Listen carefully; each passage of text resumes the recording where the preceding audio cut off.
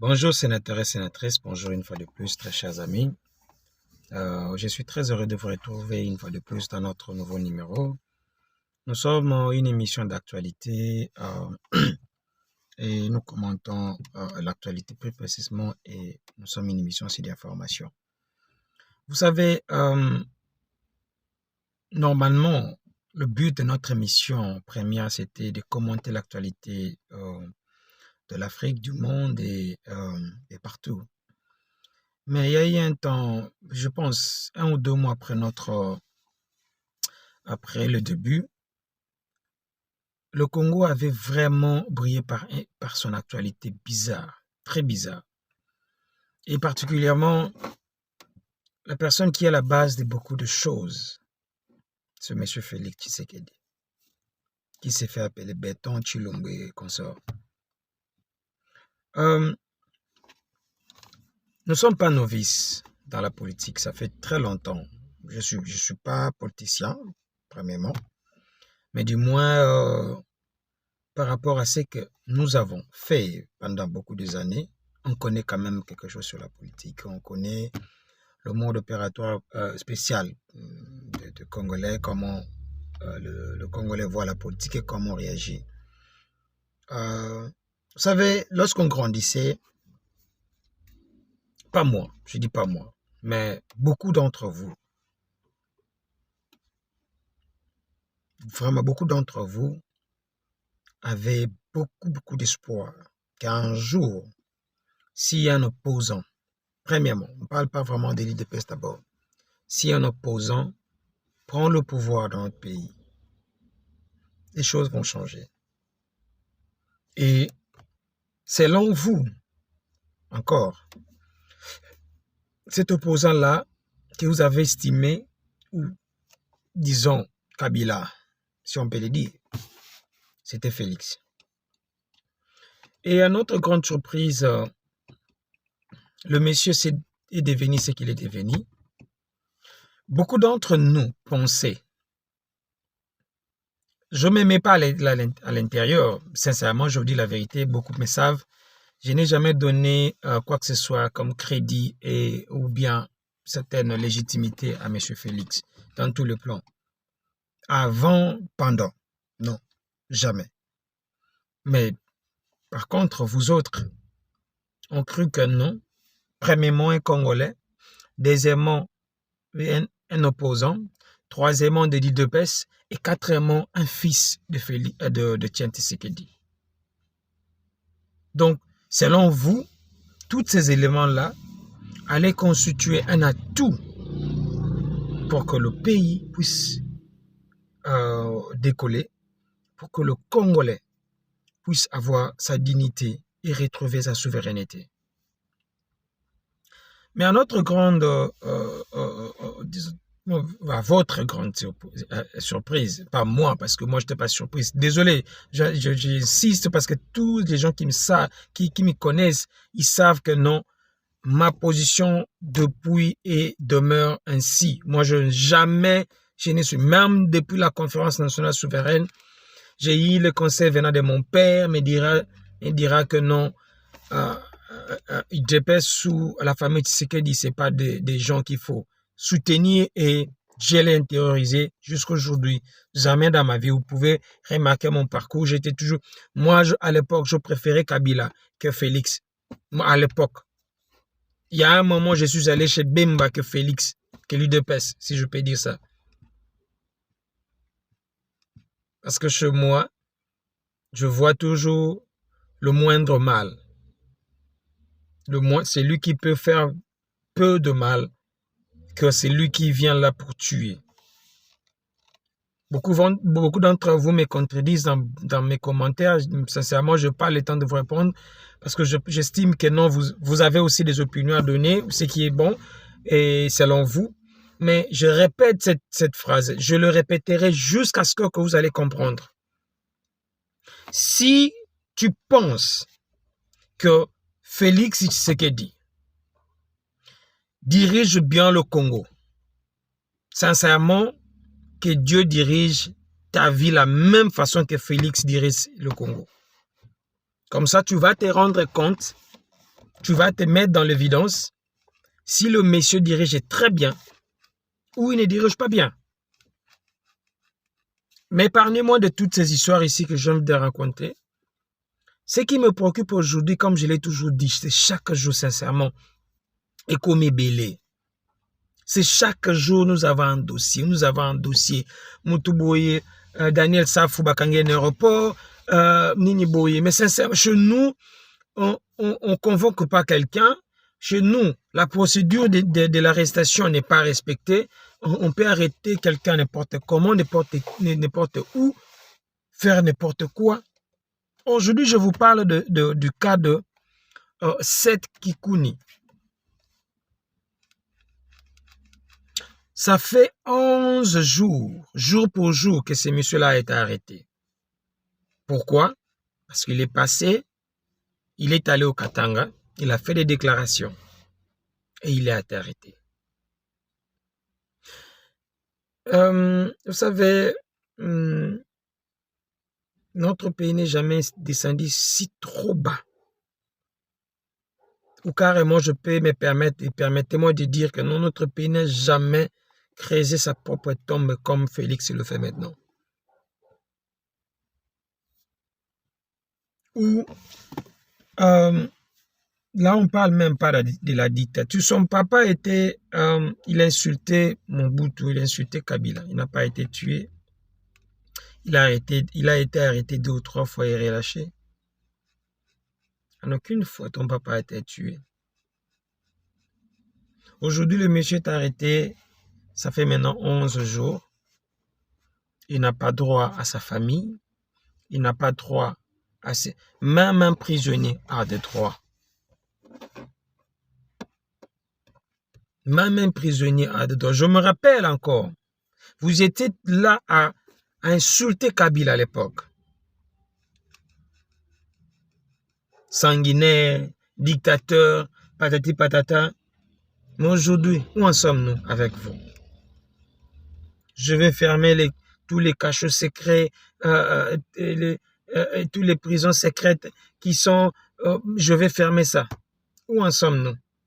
Si ces prisons-là n'ont pas doublé, ces cachots-là n'ont pas triplé, et ces maisons-là, là où on torture les gens chaque jour, n'ont pas... C'est chaque jour qu'on a un dossier, un cas.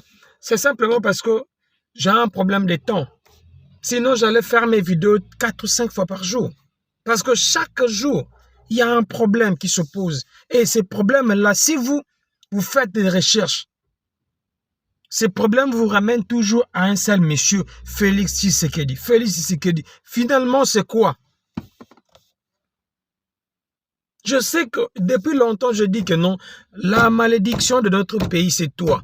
Mais maintenant, est-ce qu'il n'y a pas moyen, sincèrement, like I say in English, can you please do us a favor? Leave our country. Je sais que le pouvoir est tellement sucré, c'est pas difficile, mais est-ce qu'il n'y a pas moyen de prendre ne fût-ce qu'une petite, I don't know what, Kende, Tikela Bishomboko wana. La mauvaise nouvelle maintenant, là, on vient de nous apprendre que non. L'ami vient de m'apprendre que non.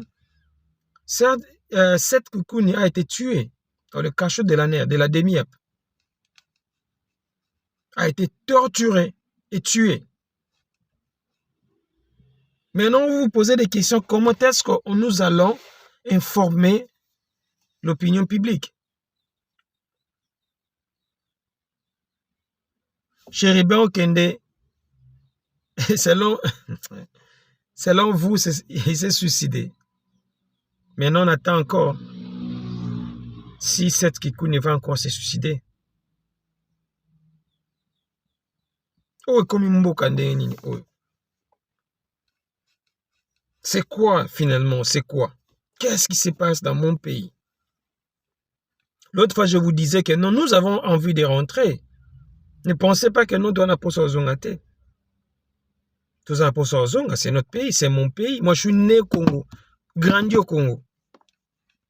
Na Bali, na Boti, na Congo. Mais de fois, on se pose des questions. Est-ce que si on rentre au Congo, la loi de la jungle ne va pas nous rattraper? Paya paya. Mais je suis libre. Je suis à l'aise. Yes, il y a des petits problèmes par-ci par-là. Mais je suis à l'aise. Mais dans mon propre pays, je ne sais pas me promener. Je vis une vidéo là, je pense que je vais le balancer après. Une vidéo là de l'aéroport. Ah, Seigneur Jésus. Seigneur. C'est quoi ça, finalement? Vous pensez que non? Nous, on n'a pas envie de rentrer au pays. Nous allons, vraiment, je vous dis. Je venais même de parler avec une sœur aujourd'hui, l'une de mes sœurs. J'ai envie de rentrer, voir mes amis, mes membres de famille, mes cousins, neveux, tout ça, mes nièces. Palper aussi du doigt comment le Congo se détruit petit à petit, se détruit petit à petit. Ou bien, pas se détruit, comment Félix détruit le Congo petit à petit. Mais malheureusement,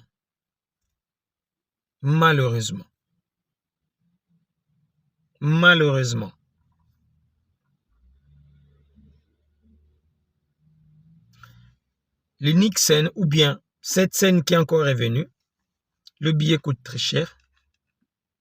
Et il n'y a pas de vol direct. Vous devez passer par l'Angola, ou passer par l'Éthiopie, passer par le Maroc.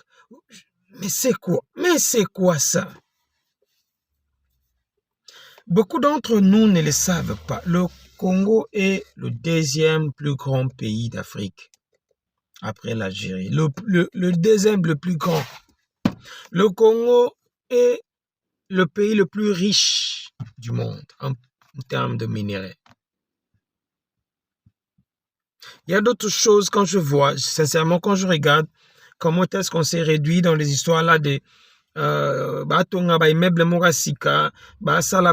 me pose des questions. Nous n'avons pas de fondation. Il n'y a pas de fondation. Les gens ne comprennent rien. Rien ici.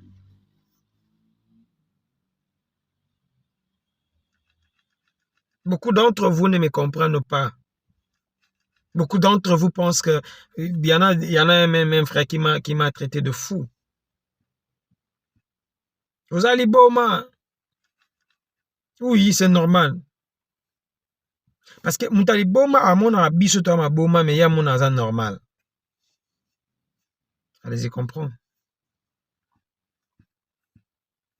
Parce que quelqu'un qui trouve bien d'habiter dans un pays où il ne peut pas marcher comme auparavant, normal, sans être coupé par une machette, sans être interpellé par un bureau D, pour quelle raison, je ne sais pas, sans être tamponné par un moto, parce qu'aujourd'hui, le Congo, le transport le mieux et le rapide, c'est le moto. Moi, sincèrement, je n'ai jamais connu ça dans mon pays. Dans mata moto, t'es na Congo. Non, maintenant, non, wapi. Aujourd'hui, awa na moto na mboko, moto eza basalela yango ba delivery, ko délivrer biloko na bandako bato. C'est là qu'on utilise des motos. Tu verras jamais de transport ici. Les gens font. Ici, les transports sont régulés. Et d'ailleurs, vous le savez, la plus grande industrie ici en Afrique du Sud, c'est le transport.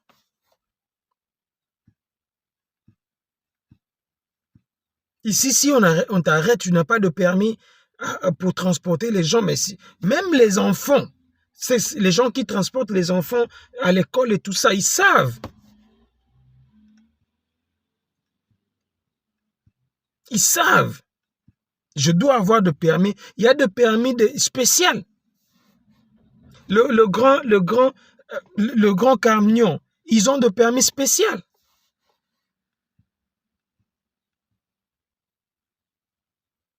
Mais nous, chez nous au Congo, kaka mutua tondolo, fachi béton, voilà maintenant 7. Voilà, c'était parti. Demain, ça sera qui? J'interpelle M. Fayulu.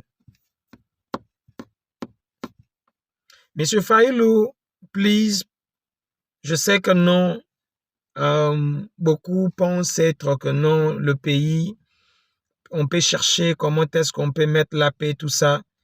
Mais moi, je vous interpelle de stopper cette histoire-là de dialogue.